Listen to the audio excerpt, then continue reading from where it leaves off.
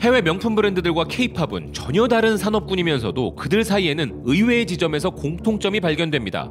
비싼 제품 가격으로 소수의 사람들만이 누리는 사치품의 기능을 하던 명품 브랜드들과 이젠 과거의 일이 되어버리긴 했지만 언어적 장벽으로 인하여 접근성이 떨어졌었던 K-팝은 서로 다른 이유이긴 해도 결과적으로는 소수의 매니아층에 한정된 산업이었는데요.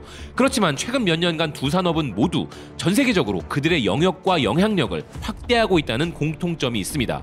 그리고 이런 공통점과 더불어 상생의 시너지를 노리는 부분도 있는데요. 명품 브랜드들은 K-팝 스타들의 인기와 그들의 거대한 팬층, 무엇보다 젊고 다양한 소비자들을 공략하기 위해 K-팝이 필요하게 된 것이죠. 해외 명품 브랜드들의 경우 이러한 부분을 활용하기 위해 K-팝 스타들의 의상이나 뮤직비디오로 PPL로 협업을 구축하였고, K-팝 스타들을 자신들의 패션쇼나 광고에 등장시키면서 가치를 극대화시키기 위해 노력해 왔는데요. 이렇게 함으로써 명품 브랜드들은 팬들을 통한 단순한 판매 증진 효과를 넘어 K-팝의 역동적이고 긍정적 이미지를 통해 브랜드 인지도와 잠재의 구매력까지 끌어올리는 엄청난 효과를 거두고 있는 것입니다. 반대로 K-팝 스타들도 명품 브랜드를 활용하여 자신들의 이미지를 고급화하고 위상을 높일 수 있으니 상호간에 유익한 이 관계는 지금 엄청난 일까지 만들어내고 있는데요.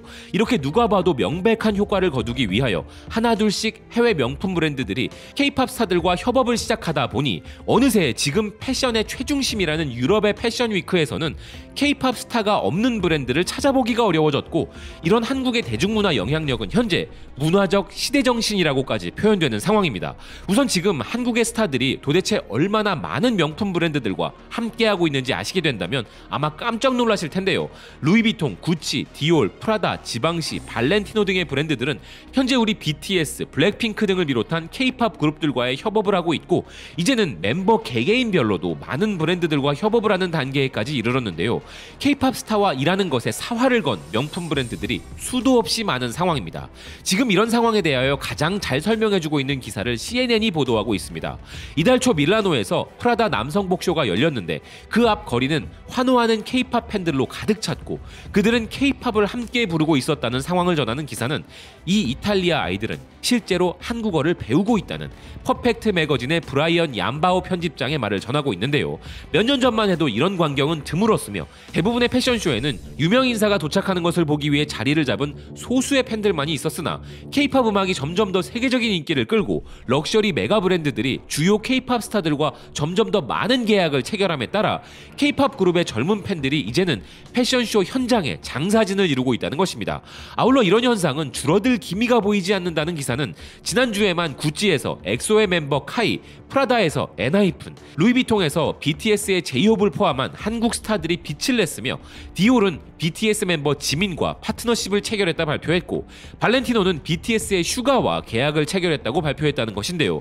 또한 대중적이길 원하지 않는 브랜드로 유명한 보테가 베네타의 관계자에 따르면 보테가 베네타 역시도 현재 BTS의 멤버와 남성복 계약을 협상 중이라고 하는데, 현재 그 멤버는 RM이라고 전해지고 있습니다. 그리고 기사는 셀린느의 앰베서더이자 블랙핑크 멤버인 리사, 디올의 지수, 샤넬의 제니 등 여성 K-팝 스타들과의 협업도 전하고 있는데요. 그런데 지금 이런 광적인 수준으로 K-팝 스타들과 명품 브랜드들 간의 협업이 활발히 이루어지는 이유에 대해서도 기사는 설명하고 있습니다. 한국의 K-팝과 드라마와 영화 등 미디어 장르 모든 곳에서 한국 대중문화의 돌파구가 동시에 발생했고, 이를 추종하는 팔로워들은 광적인 수준으로 소셜미디어 참여를 한다는 것인데요.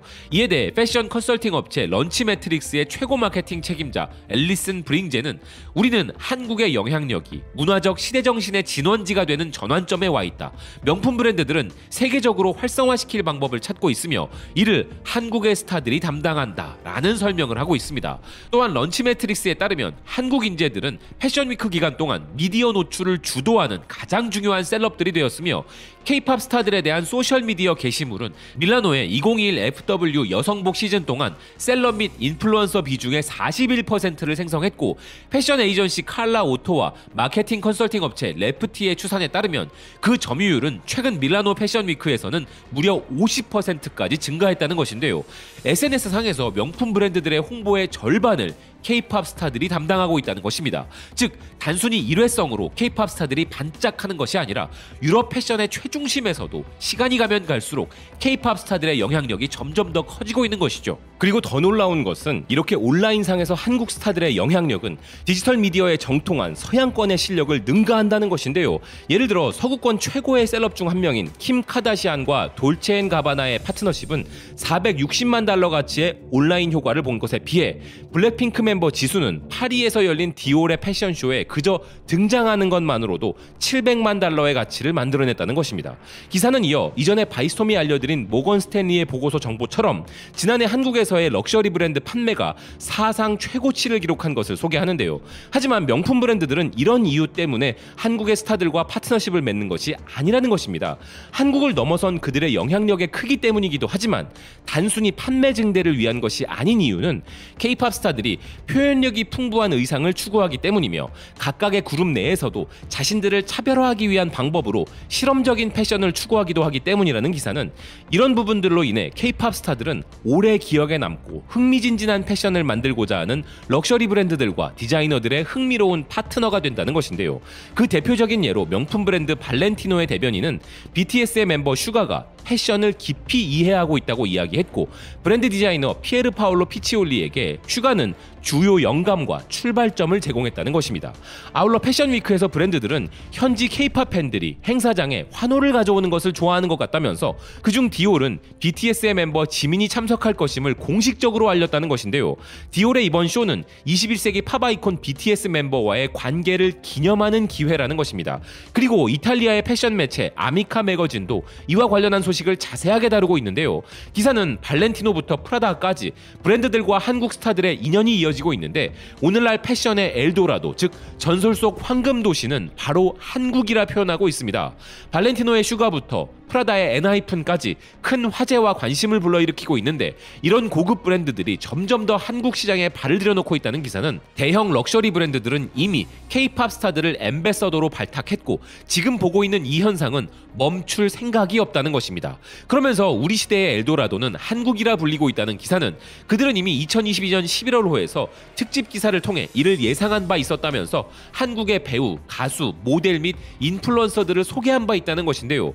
여기에 100% 창의적인 팝 요소로 이보다 더 팝적일 수 없는 K-팝은 말 그대로 K 침략을 시작하였고 한국의 대중문화는 마치 페인트처럼 퍼져나갔으며 이 페인트의 색은 짙고 반짝이며 햇살처럼 조금씩 세계의 동서남북을 정복했는데 이 극동아시아의 반도 국가는 2차 세계대전으로 둘로 갈라졌지만 가장 오래된 문명 중 하나로 간주되는 수천 년의 역사와 연결되어 60년대부터 오늘날까지 근대화의 부흥을 거쳐 시골스러운 국가에서 미래형 국가로 탈바꿈했다 전하고 있습니다.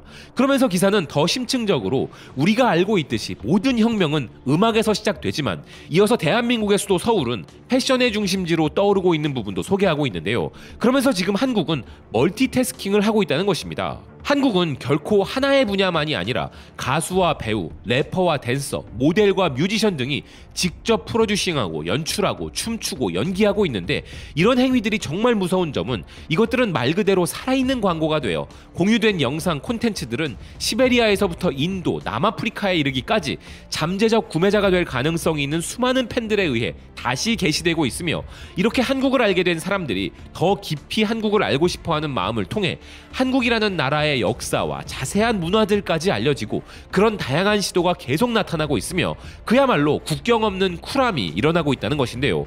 오스트리아 일간지 데어 슈탄다드 역시 현재 한국의 스타가 없는 럭셔리 브랜드는 없다고 전하고 있습니다.